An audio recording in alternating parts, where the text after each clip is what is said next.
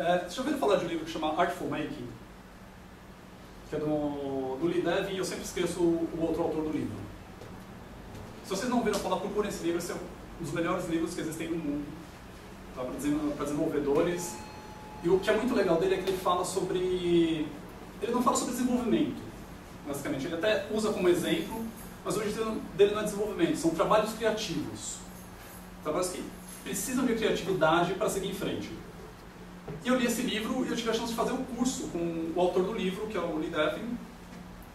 E foi uma daquelas coisas, sabe, você faz o curso, você lê o livro e sua mente se abre completamente. Você está num mundo colorido cheio de unicórnios agora. Um dos pontos centrais desse curso é que ele virou lá e a gente começou a trabalhar. Para vocês terem uma ideia, a gente chegava na aula, a primeira coisa que a gente tinha que fazer, ninguém podia anotar nada. Depois ele ia dar pra gente o material. E não tinha mesa, as cadeiras a gente tinha que afastar e a gente começava correndo em volta da sala. Eu queria fazer isso com vocês, mas tem pouco espaço, não dá. Rapidinho, desculpa atrapalhar.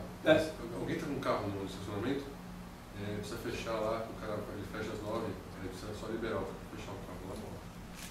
Aí já libera. Desculpa. Tranquilo. Era isso. Eu me perdi onde que eu estava, mas de qualquer forma, a gente começava correndo. Você tem ideia de até onde que vai? Até City Walks a gente fez logo no momento que a gente chegava.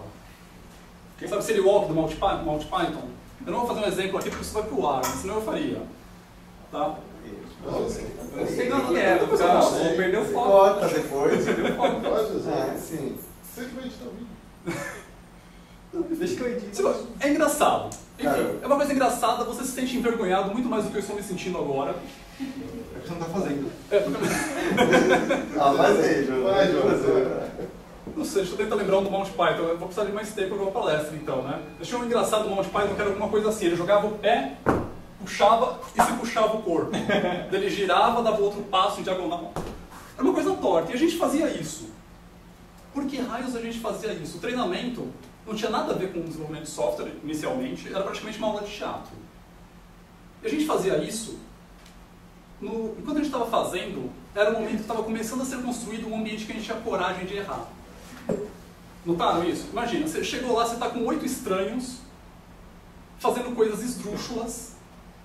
Ou seja, quebrou completamente o gelo, está todo mundo relaxado, ninguém vai ter medo de errar. O que ele criou ali? Ele acabou de criar um ambiente que permite inovação. Agora, vamos mudar completamente de foco. Empresa de vocês. O que acontece quando a gente erra? Pode ser sincero. Esculacho, vai lá, enche o saco, dá risada. Esses são os menores casos, né? Eventualmente, dependendo do erro, te demite. Por exemplo, se você derrubar o servidor de produção por 2 horas, o que acontece com você? Já vai pra salinha. Já vai pra salinha e dali pra rua é um passo, né? Até perto da porta da saída. Então, só que para desenvolvimento de software a gente depende de inovação, depende. Eu tive um caso aqui do desenvolvimento procurando cursos, que a gente tinha calculado uma sprint, tinha definido uma meta bonitinho, e a gente pensou, putz, com o que a gente está hoje, a gente vai dar sprint cheia, assim, se matando de programar o tempo inteiro. Isso aí apertou a gente, né? Foi aquela apertada boa, no sentido bom. O que a gente fez? Vamos tentar mudar um pouco como é que a gente está fazendo as coisas. A gente trocou a tecnologia que a gente estava usando, faltava metade da sprint para terminar, a gente tinha atingido a meta. Pô, a gente teve ganho, que a gente trabalhava com sprints de 2 semanas, a gente teve ganho de 1 semana. É pouco isso? Não, não é bastante. Porque a gente inovou. Imagina se a gente estivesse com medo de errar. Isso é complicado, né? Só contar umas historinhas agora para vocês de casos que realmente aconteceram. Isso não é brincadeira. Eu conheço as pessoas que fizeram isso, eu tenho certeza que elas fizeram porque é a cara delas fazer isso. Teve um caso de um cara que ele precisava subir uma atualização no servidor de produção. Não era aquela coisa, não tinha muita separação, assim, o pessoal que tinha acesso ao servidor de produção, era meio bagunçado. Ele precisava subir a atualização lá. Precisava de atualização, só que a atualização precisava de um pacote. Ele foi lá, tentou instalar o pacote e deu conflito com o glibc. Para quem não conhece, glibc é o centro. Você tirou o glibc, nada mais funciona dentro de Linux. Nada. Não importa o que seja. Não funciona. deu conflito com o glibc, ele tentou remover o controle de pacote e falou, não pode. Ele foi lá e removeu. Na porrada. Moral da história, servidor de produção no chão por 4 horas, enquanto eles reconstruíam o servidor de produção. Bom, vocês comentaram, tipo, ele iria para a salinha e tal, e já era, né? Esse cara hoje dirige uma das unidades dessa empresa. Porque essa empresa tinha a cultura, tipo, erros são aprendizado. A gente pode chegar, a gente pode crescer. E o cara era muito bom. Isso foi erro de estagiário. Eu já fiz erros assim, tipo, eu deixei procurando cursos no chão por 20 minutos por causa de um erro bobo. Faltou um passo do deploy que eu não tinha automatizado, burro. Mas aconteceu. Tá? Eu tinha uma outra história, deixa eu lembrar.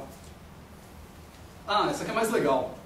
Em Java tem um... Quando você trabalha com enum e Hibernate, o Hibernate, por padrão, ele guarda como números, de acordo com a ordem que você colocou. Então, se você disse que o primeiro, sei lá, estado do pagamento é pago, o segundo é vencido, o terceiro é, sei lá, guardando o pagamento, se você trocar a ordem disso e o Hibernate tiver mapeado como número, você pega o pagamento, sei lá, esperando o pagamento, você coloca em primeiro, o que estava no banco, que ele sabia que era pago, virou esperando o pagamento. Isso aconteceu. Um cara fez uma modificação, acho que ele acrescentou um valor nessa enum, e bom, mudou todos os significados do que estava no banco, certo?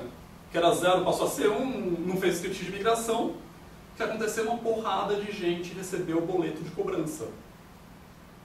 Vocês já imaginam, né? O que acontece com o cara? Pô, sem pensar 2 vezes. Esse cara hoje continua trabalhando lá e é um dos líderes técnicos do lugar. Vocês estão vendo? Erro é um momento de aprendizado. Tá? Não adianta erro acidental. Não estou falando de erro assim que é... Se olha, não é um erro. Foi premeditado o negócio. É rn-fr barra no servidor de produção, sabendo o que você está fazendo, não importa o que seja. Isso não é um erro. Né? Sei lá se vai ser um crime ou sei lá o que vai ser, mas não é um erro. Agora, erros são momentos de aprendizado. E a gente tem que aproveitar isso. A gente não pode tratar como se fosse a praga e tem que destruir isso. Beleza? É isso.